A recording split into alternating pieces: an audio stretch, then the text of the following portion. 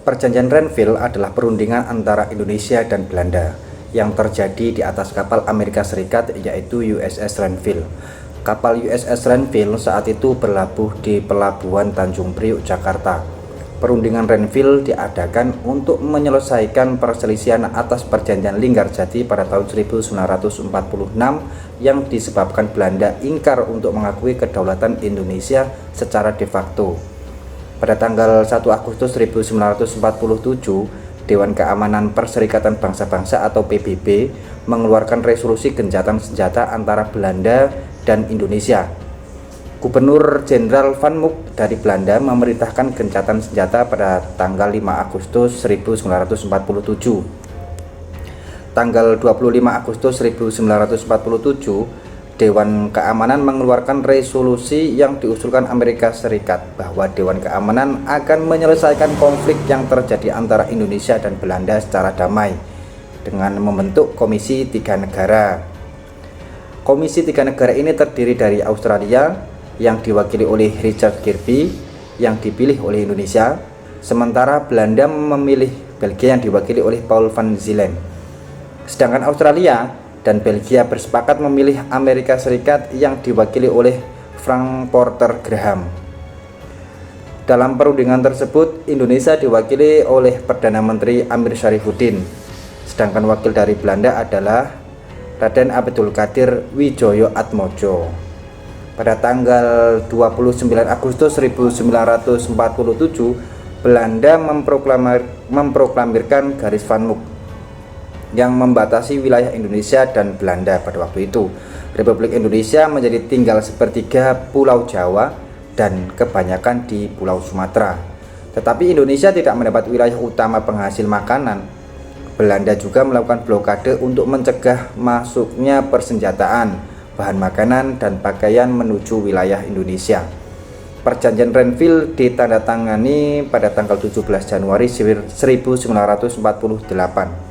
Isi dari perjanjian tersebut antara lain pembentukan Republik Indonesia Serikat atau RIS dengan segera. Republik Indonesia merupakan negara bagian dalam RIS. Belanda tetap menguasai seluruh Indonesia sebelum RIS terbentuk. Wilayah Indonesia yang diakui Belanda hanya Jawa Tengah, Yogyakarta, dan Sumatera. Wilayah kekuasaan Indonesia dengan Belanda dipisahkan oleh garis demarkasi yang disebut garis Van Mook. Tentara Indonesia ditarik mundur dari daerah-daerah kekuasaan Belanda, yakni Jawa Barat dan Jawa Timur. Akan dibentuk Uni Indonesia Belanda dengan dikepalai oleh Raja Belanda. Akan diadakan plebiscit atau semacam pemungutan suara untuk menentukan nasib wilayah dalam Republik Indonesia Serikat. Kemudian akan diadakan pemilihan umum untuk membentuk Dewan Konstituante Republik Indonesia Serikat atau RIS. Dampak yang ditimbulkan dari Perjanjian Renville, yakni dengan ditandatanganinya Perjanjian Renville mengubah arah perpolitikan Indonesia pada waktu itu. Golongan kiri yang selama awal kemerdekaan ditempatkan dalam struktur pemerintahan mulai tersingkir. Selain itu, Perjanjian Renville mengurangi wilayah kekuasaan Indonesia yang telah diakui secara de facto, sangat merugikan Indonesia. Pemblokadian bahan makanan dan kebutuhan pokok yang dilakukan Belanda menyebabkan perekonomian Indonesia memburuk.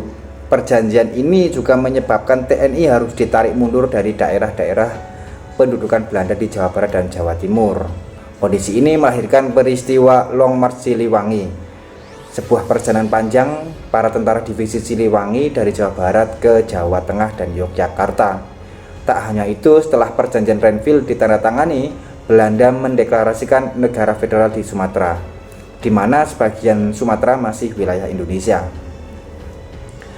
Hal ini menandakan Belanda sudah mengingkari perjanjiannya. Pada 18 Desember 1948 terjadi agresi militer Belanda II. Hal ini dimulai dari Belanda yang menurunkan pasukan melalui pesawat DC-3 Dakota menuju ibu kota Indonesia di Yogyakarta dan menyerang kotanya. Demikian latar belakang, isi, dan dampak yang ditimbulkan dari Perjanjian Renville. Semoga bermanfaat. Wassalamualaikum warahmatullahi wabarakatuh.